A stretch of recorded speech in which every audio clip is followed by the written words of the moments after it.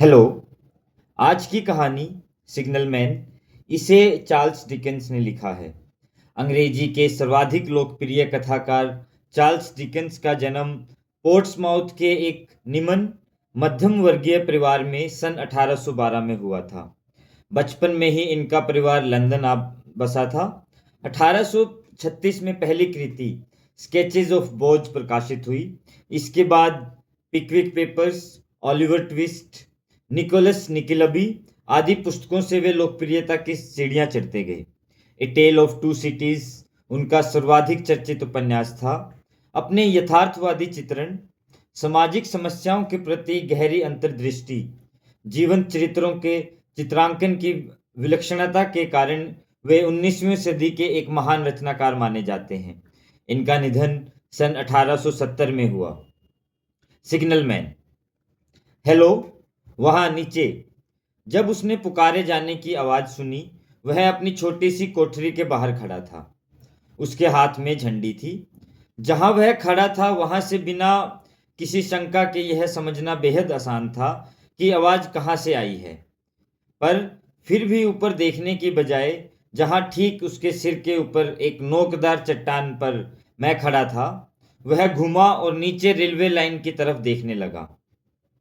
उसकी इस हरकत में कुछ खास था, पर क्या मैं समझ नहीं पा रहा था। जिस नुकीली चट्टान पर मैं खड़ा था, उसकी आड़ में वह ढक सा गया था, और मुझे भी आग उगलते सूरज से बचने के लिए आंखों को हाथ से ढकना पड़ा। उसके बाद ही मैं उसे देख सका। अरे भाई, जरा सुनो तो। वह रेलवे लाइन की तरफ देख रहा था। वह मुड़ा और उसने आंखें उठाई तो ठीक अपने ऊपर मुझे खड़ा पाया। क्या कोई रास्ता है जिससे मैं नीचे आकर तुमसे बात कर सकूं? कोई जवाब दिए बगैर वह मुझे देखता रहा, और मैंने भी अपनी बात दोहराई नहीं और उसे देखता रहा। तभी जमीन और हवा में एक अस्पष्ट सा कंपन हुआ, जो तत्काल तेज संपंदन में बदल गया, और फिर तेजी से सरपट भागती ट्रेन वहां से गुजरी। मैं झटके से पीछे हटा, मानो वह मुझे नीचे खींच लेगी। जब तेजी से गड़गड़ाती ट्रेन मेरे सामने से गुजरती हुई ढलान पर उतरने लगी, तो फिर मैंने नीचे देखा। वह अपनी झंडी लहरा रहा था। मैंने अपना सवाल दोहराया। वह पल भर रुका। एकटक भरपूर तोलती नजरों से उसने मुझे देखा, और फिर उस डंडी में झंडा लपेटा हुआ था और फिर जिस डंडी में झंडा लपेटा हुआ था, उसी से उसने मुझे सामने की तरफ का रास्ता दिखाया, जो करीब 200-300 गज दूर था। मैं चिल्लाया, ठीक है, और उस तरफ चल पड़ा। यह गहरा और टेढ़ा मेढ़ा रास्ता था। इस टेढ़े मेढ़े रास्ते से उतरते हुए जब मैं नीचे पहुंचा, तो मैंने पाया कि वह रेल की पटरियों के बीचों बीच खड़ा था, जहां से कुछ देर पहले ट्रेन गुजरी थी। लगा मानो उसे मेरे अचानक प्रकट होने का इंतजार हो। वह इस कदर चौकन्ना और सहमा हुआ था कि मुझे ताज्जुब हुआ। मैं थोड़ा और नीचे उतरा और पटरियों के एकदम करीब आ गया। वह अब सामने था, पतला दुबला दड़ियल आदमी जिसकी भौहें घनी थी। उसकी चौकी इतनी सुनसान जगह पर थी जिसकी कल्पना भी नहीं की जा सकती। दोनों तरफ पानी से रिश्ती सीलन भरी नोकदार पथरीली दीवार थी, जहां से कुछ भी देखना मुश्किल था सिवाय आसमान की एक पतली सी लकीर के। वातावरण में भयावह उदासीनता और घुटन थी। उस जगह पर इतनी कम धूप आती थी कि हर तरफ सीलन की बदबू थी। तेज ठंडी हवा में मैं कांप उठा। ऐसा लगा जैसे कुदरती दुनिया कहीं पीछे छूट गई हो। वह हिलता उससे पहले मैं उसके इतने करीब पहुंच गया कि उसे छू सकता था। तब तक वह मुझे एकटक घूरता ही रहा। मैं उसके करीब पहुंचा तो वह एक कदम पीछे हटा और हाथ ऊपर उठाया। यह तो एकदम सुनसान चौकी है, और इसने मेरा ध्यान खींच लिया। मेरे ख्याल से शायद ही कभी कोई भूले भटके यहाँ आता होगा, मैं बोला। उसने सुरंग के मुहाने के पास लाल बत्ती की तरफ बड़े विस्मय से देखा और चारों तरफ नजर घुमाई, मानो वहां से कुछ गायब हो गया हो, और फिर मेरी तरफ देखा। वह बत्ती भी तुम्हारी ड्यूटी में शामिल है, क्यों, है ना? हाँ है। आप नहीं जानते क्या? बेहद दबे स्वर में उसने मुझे जवाब दिया। जब मैंने उसके भावहीन और उदास चेहरे को गौर से देखा तो लगा मानो वह जीता जागता मनुष्य न होकर कोई प्रेत आत्मा हो। वह डरावना ख्याल मेरे दिमाग में क्यों आया मैं नहीं जानता, पर तब से मैं इसी उधेड़बुन में रहा कि उसके दिमाग में कोई खलल तो नहीं। अब मेरी बारी थी। मैं भी पीछे हट गया, पर ऐसा करते वक्त मैंने उसकी आंखों में अपने प्रति एक स्पष्ट भय देखा। इससे मेरे उस ख्याल को और हवा मिली। तुम तो मेरी तरफ यूं देख रहे हो, मैंने जबरन मुस्कुराते हुए कहा। तुम तो मेरी तरफ यूं देख रहे हो मानो मुझसे तुम भयभीत हो। मुझे अंदेशा है कि शायद मैंने आपको पहले कहीं देखा है। कहाँ? उसने उस लाल बत्ती की ओर इशारा किया। वहां। आश्चर्यचकित हो मैंने पूछा। मेरी तरफ से सतर्क रहते हुए उसने जवाब दिया, बिना आवाज किए, प्यारे दोस्त, मैं भला वहां क्या करूंगा? खैर, तुम चाहे जो भी सोचो, पर कसम खुदा की कि मैं वहां कभी गया ही नहीं। हाँ, शायद ऐसा ही होगा। फिर वह सहज हो गया। अब वह मेरी बातों का खुलकर जवाब देने लगा। क्या उसे यहाँ बहुत काम करना पड़ता है? हाँ, काफी जिम्मेदारी का काम है। हर वक्त चौकस रहना पड़ता है। यूं मेहनत कुछ भी नहीं, पर जिम्मेदारी ज्यादा ज्यादा है। सिग्नल बदलना, बत्तियां धीमी करना, इस लोहे के हैंडल को ऊपर नीचे घुमाना, बस यही सब है। उन लंबे उदास दिनों के बारे में जिसके बारे में मैं सोच सोच कर हैरान था कि कोई कैसे यहाँ समय काटता होगा, उसने सिर्फ इतना ही कहा कि यह सब उसकी जिंदगी का ढर्रा बन चुका है और उसे इसकी आदत पड़ चुकी है। यहाँ उसने संकेतों को अपनी एक भाषा यहाँ उसने संकेतों की अपनी एक भाषा इजाद कर ली है और इस तरह अपने ख्यालों की उधेड़ बुन में ही व्यस्त रहता है। उसने जोड़, बाकी और दशमलव का सारा हिसाब और थोड़ा सा बीज गणित भी सीख लिया है। हालांकि वह शुरू से ही हिसाब में कमजोर था। काम करते समय क्या यह जरूरी है कि हर सीलन भरी कोठरी में ही रहा जाए? क्या पत्थर की दीवार लांघकर सूरज की खुली रोशनी में जाना उसे नहीं सुहाता? यह वक्त और हालात पर निर्भर है। अच्छे मौसम में उसने बाहर निकलना भी चाहा, पर बिजली की घंटी किसी भी वक्त बज उठने की चिंता हर वक्त उसके दिमाग पर हावी रही। इस वजह से बाहर निकलना खुशी के बजाय परेशानी ही अधिक देता था। मुझे वह अपनी कोठरी में ले गया। वहां अंगीठी थी, मेज थी, जिस पर दफ्तरी रजिस्टर रखा था, जिसमें उसे लगातार कुछ दर्ज करना पड़ता था। एक टेलीग्राफ मशीन और एक घंटी थी, जिसका उसने कुछ देर पहले ही जिक्र किया था। उसने बताया कि जब वह नौजवान था, हालांकि मुझे संदेह था कि ऐसी जगह पर कोई भी नौजवान बना रह सकता है। जब वह नौजवान था, वह दर्शन शास्त्र का विद्यार्थी था। व्याकरणों में भी मौजूद रहता था, पर फिर वह दर्शन शास्त्री का विद्यार्थी था। व्याकरणों में भी मौजूद रहता था, पर फिर उसने वह मौका गवा दिया और जीवन में एक बार लुढ़का तो फिर संभल नहीं पाया। अब इस सब से उसे कोई गिला भी नहीं है। कमरे में उसका बिस्तर लगा हुआ था। वह उस पर लेट गया। रात बहुत हो चुकी थी और इतनी रात गए वहां एक और बिस्तर लगाना मुश्किल था।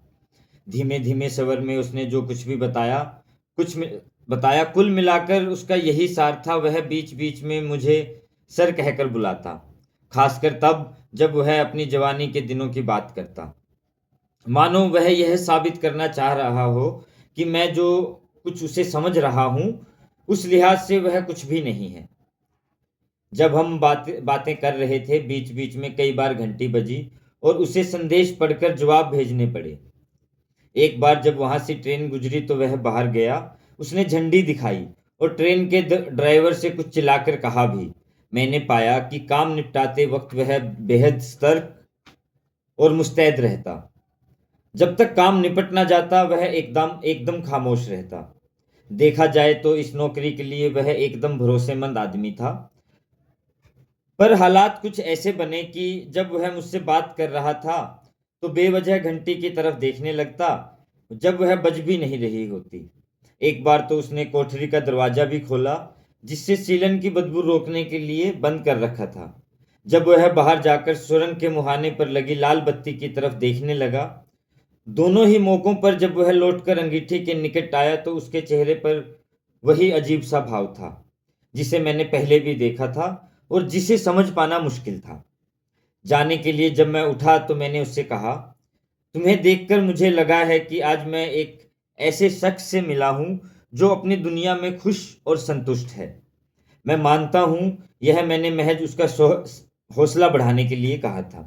हाँ, मैं खुद भी यही समझता था। वह उसी धीमे स्वर में बोला, पर अब मैं परेशान हूं सर, मैं बहुत परेशान हूं। क्या बात है?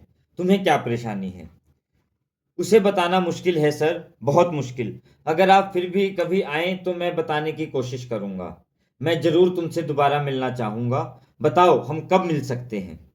सर, सुबह मेरी ड्यूटी खत्म होती है, फिर रात 10 बजे मैं काम पर आऊंगा। ठीक है, मैं तुमसे 11 बजे आकर मिलूंगा। उसने मेरा शुक्रिया अदा किया और मुझे दरवाजे तक छोड़ने आया। सर, जब तक ऊपर नहीं पहुंच जाते मैं अपनी सफेद बत्ती दिखाता रहूंगा, उसे उसने अपनी उसी धीमी आवाज में कहा, पर बीच रास्ते में और ऊपर पहुंचने के बाद भी कोई आवाज मत दीजिएगा।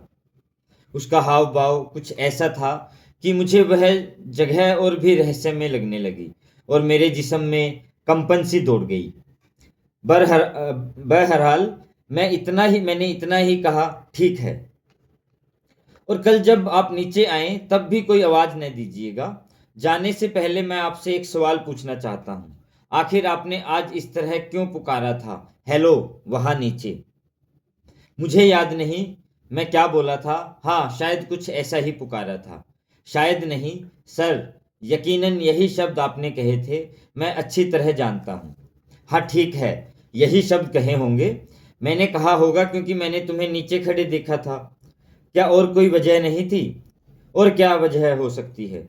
क्या आपको ऐसा नहीं महसूस हुआ कि कोई दैवी शक्ति आपको यही शब्द कहने के लिए बाध्य कर रही थी? नहीं। गुड नाइट कहकर उसने बत्ती ऊपर कर दी। मैं नीचे रेलवे लाइन के किनारे किनारे चलता रहा जब तक सही रास्ता न मिल गया। नीचे उतरने से ऊपर चढ़ने खासा आसान लगा और मैं अपनी सराय में बिना किसी जोखिम के पहुंच गया। अगली रात मुलाकात के लिए तय वक्त पर मैंने उसी उबड़ खाबड़ रास्ते पर दोबारा कदम रखा। उसी क्षण दूर कहीं 11 का गजर बजा। वह नीचे मेरा इंतजार कर रहा था। उसके हाथ में दुधिया रोशनी वाली बत्ती थी। मैंने आवाज नहीं दी, पर नजदीक पहुंचते ही मैंने पूछा, क्या मैं अब कुछ कह सकता हूं? बिल्कुल सर। एक दूसरे का एक दूसरे को अभिवादन कर हम साथ साथ कोठरी तक आए। अंदर जाकर उसने दरवाजा बंद कर लिया और हम अंगीठी के पास आकर बैठ गए। सर, मैंने तय कर लिया है। जैसे ही हम बैठे, फुसफुसाहट के स्वर में उसने कहना शुरू किया, आपको दोबारा नहीं पूछना पड़ेगा कि मेरी परेशानी क्या है। दरअसल कल शाम मैं आपको कोई और ही समझ बैठा था। उसी ने मुझे परेशान कर रखा था। बस इस वजह से नहीं, उस दूसरे शख्स से परेशान था जो मैं आपको समझ बैठा था। कौन है वो? मैं नहीं जानता। मेरी तरह है कोई? मैं नहीं जानता। मैंने कभी उसका चेहरा नहीं देखा। उसका बायां हाथ चेहरे के सामने होता है और दायां हाथ हवा में लहराता रहता है उत्तेजना से, इस तरह। मैं गौर से उसके हाथ के इशारे को देखता रहा। वह बेहद उत्तेजना और भावावेश में किया गया हाथ का इशारा था। खुदा के वास्ते रास्ते से हट जाओ। एक पूर्णमासी की रात में एक पूर्णमासी की रात में वह बताने लगा, मैं यहां बैठा था जब मैंने चीखती हुई आवाज सुनी, हेलो वहां नीचे। मैं चौंक गया। दरवाजे से देखा कि कोई सुरंग के नजदीक लाल बत्ती के मुहाने हाथ हिला रहा है, ठीक वैसे ही जैसे मैंने अभी अभी आपको दिखाया। चिल्लाने से आवाज फट गई थी, देखो जरा संभलो। और फिर, हेलो वहां नीचे, देखो हट जाओ। मैंने अपनी लालटेन उठाई और लाल रोशनी को तेज कर चिल्लाते हुए उस आदमी की तरफ भागा। क्या बात है?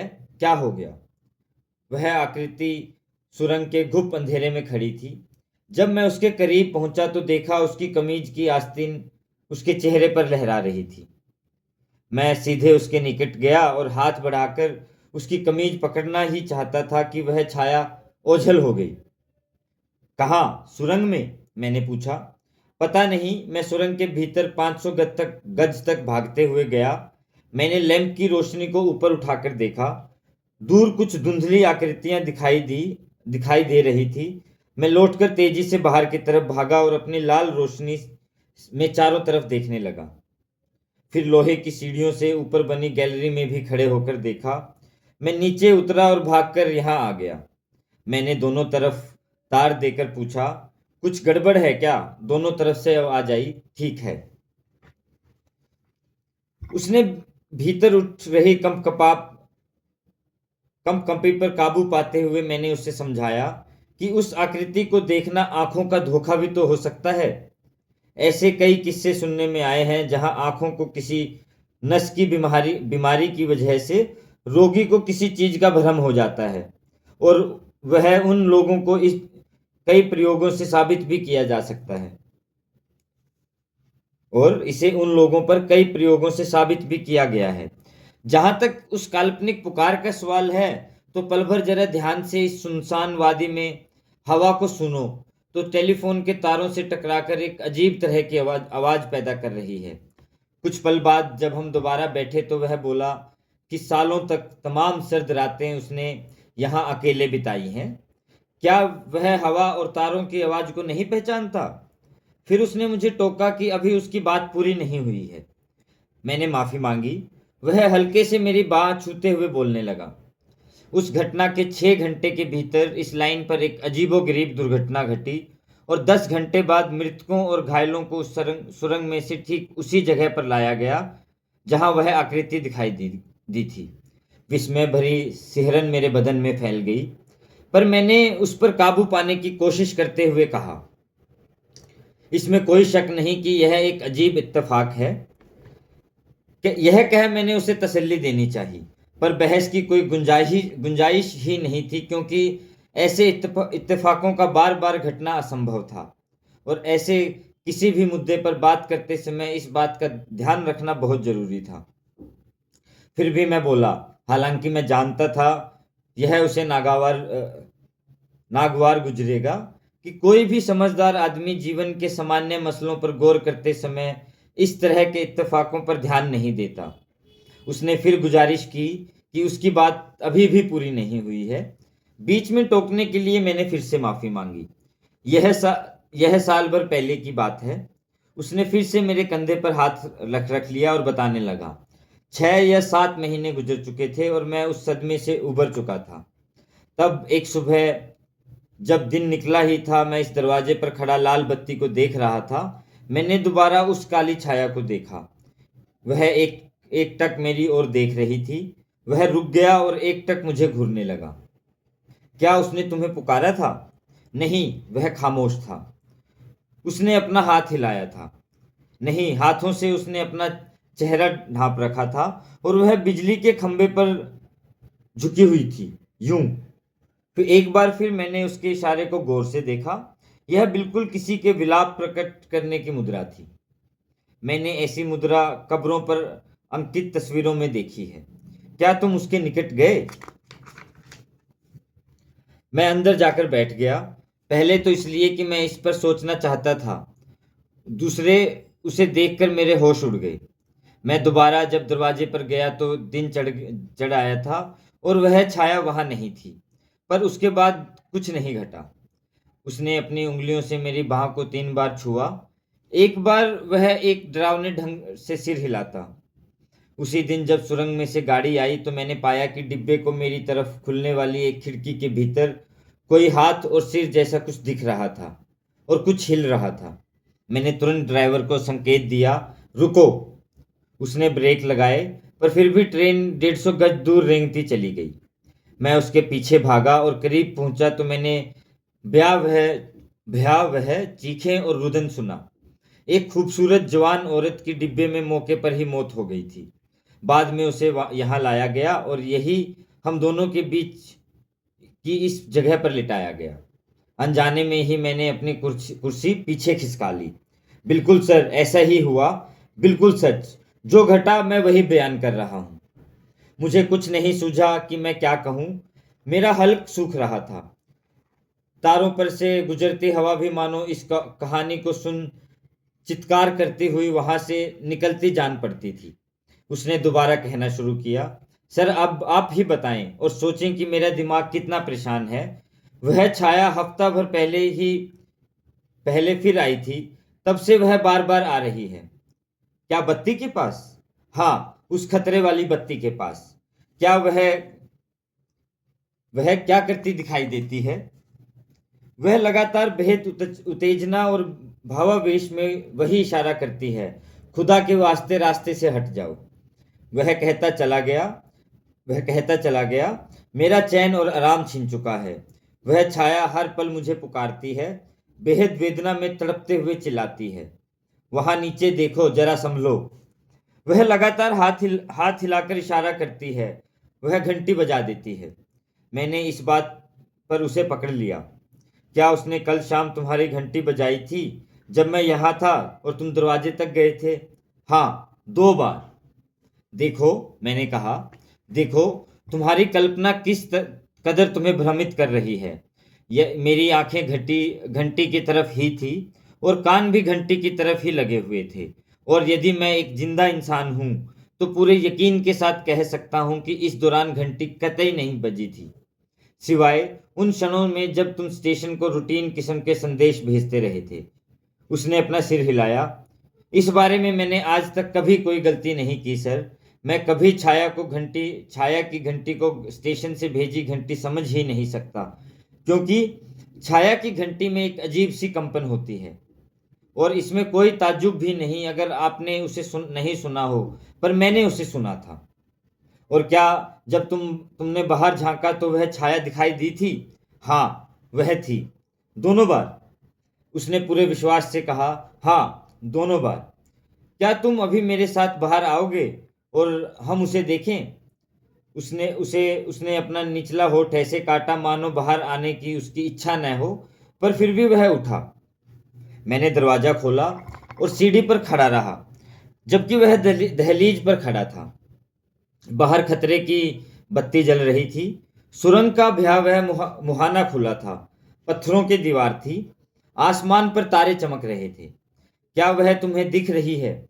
मैंने उसके चेहरे पर नजर गड़ाते हुए पूछा। उसकी आंखें खुली थी, पर उनमें खिंचाव था।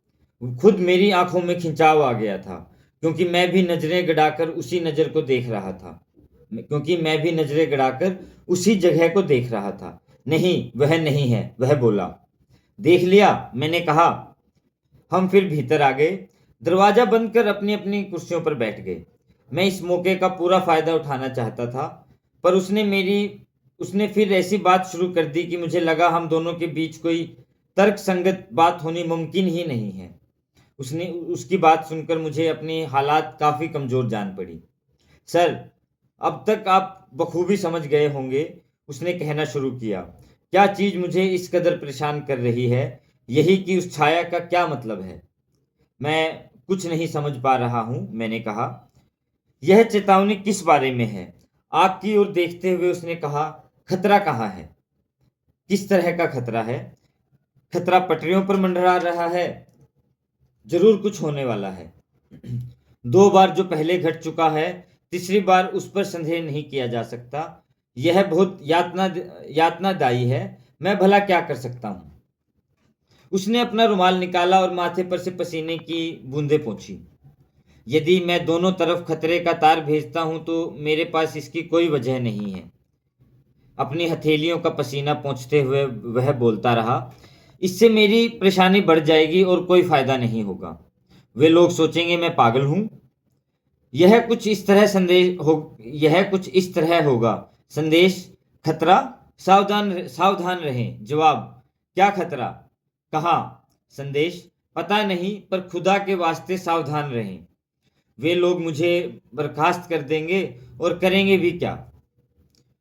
उसकी दिमागी हालत को देख मुझे उस पर तरस आ रहा था। वह एक बेहद ईमानदार कर्तव्यनिष्ठ आदमी की मानसिक यातना थी, जो जीवन बचाने की कठिन जिम्मेदारी के एहसास से सहनशीलता की तमाम सीमाओं को पार कर चुका था। यह एक बेहद ईमानदार, कर्तव्यनिष्ठ आदमी की मानसिक यातना थी, जो जीवन बचाने की कठिन जिम्मेदारी के एहसास से सहनशीलता की तमाम सीमाओं को पार कर चुका था। जब वह छाया पहली बार खतरे की बत्ती के पास खड़ी थी, वह बोलता गया। जब वह छाया पहली बार खतरे की बत्ती के पास खड़ी थी, अपने काले घने बालों को माथे पर से हटाते हुए वह बहुत उत्तेजना के साथ हाथ हिला रही थी। वह मुझे बता क्यों नहीं देती कि दुर्घटना कहाँ होने वाली है और उसे कैसे रोका जा सकता है। दूसरी बार तो उसने चेहरा भी ढांप रखा था।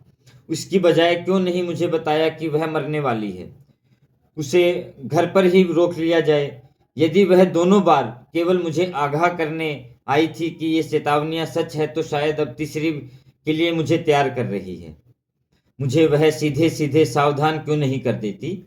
मैं अकेला गरीब सिग्नल मैन भला इस सुनसान चौकी पर क्या ही कर सकता हूँ। हे ईश्वर, मेरी मदद करो। क्यों नहीं वह किसी ऐसे शख्स के पास जाती जिसकी बात को लोग सुनते हो और जिसके पास कुछ करने का अधिकार हो। जब मैंने उसे इस हालात में देखा तो मुझे लगा कि इस बेचारे गरीब के लिए ही नहीं, जनता की भलाई के लिए भी इस हालात को उबारना होगा। इसलिए तथ्य और भ्रम की सारी बहस को दरकिनार कर मैंने उसे समझाया कि वह अपने काम को बड़ी खूबी से अंजाम दे रहा है और उसे ऐसा ही करना चाहिए। वह अपना कर्तव्य भी बखूबी जानता है। भले ही वह इस आकृति के खेल को न समझ पा रहा हो, अपनी इस कोशिश से मुझे वह सफलता मिली जो तर्क से उसे समझाने पर नहीं मिली। इस बात से उसे राहत महसूस हुई। ज्यों-ज्यों रात गहराती गई, उसके काम की भागदौड़ भी बढ़ने लगी। 2 बजे मैंने उससे विदा ली। मैं तो पूरी रात उसके साथ बिताने को तैयार था, पर वह नहीं माना।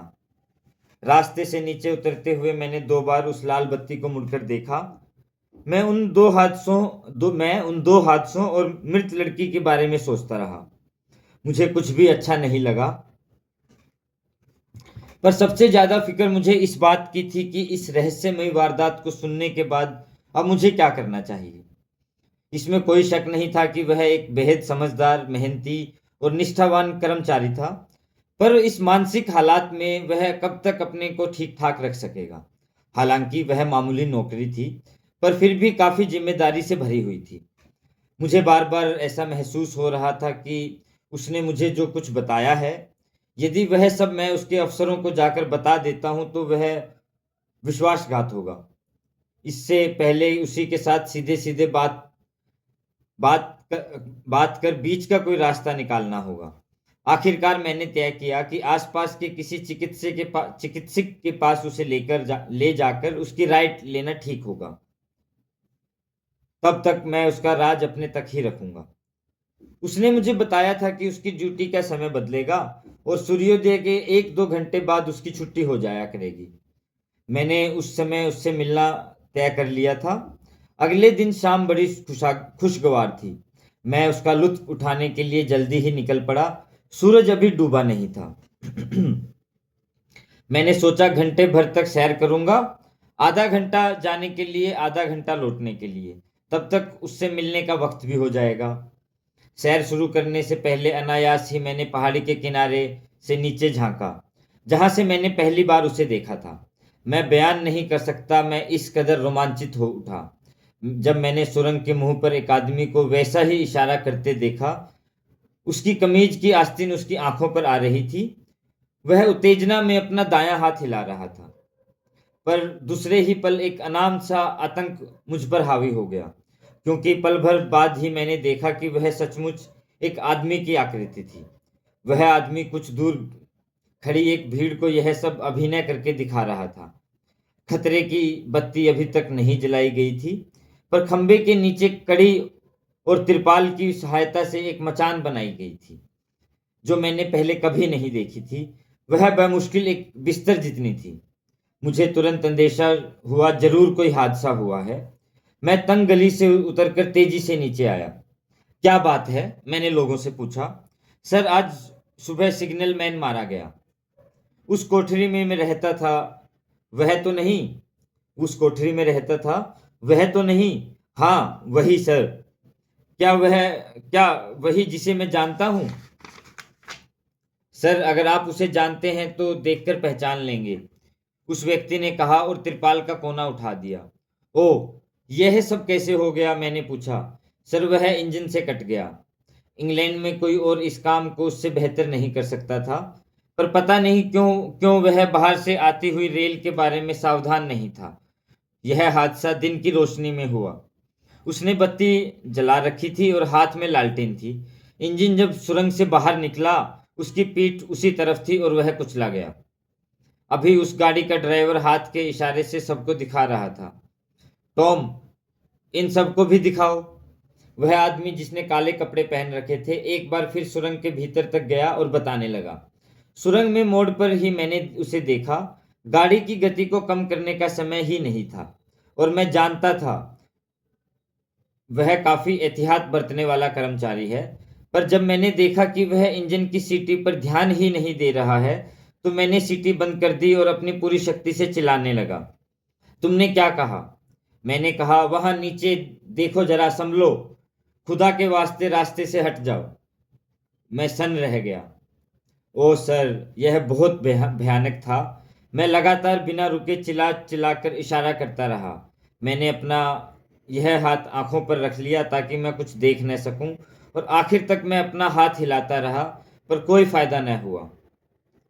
अब इस किस्से को और ज्यादा न फैलाते हुए मैं सिर्फ यही कहूंगा कि यह कैसे संजोग था कि उस सिग्नल मैन ने अपनी मौत से पहले इंजन ड्राइवर की उस सिग्नल मैन ने अपनी मौत से पहले इंजन ड्राइवर के इन केवल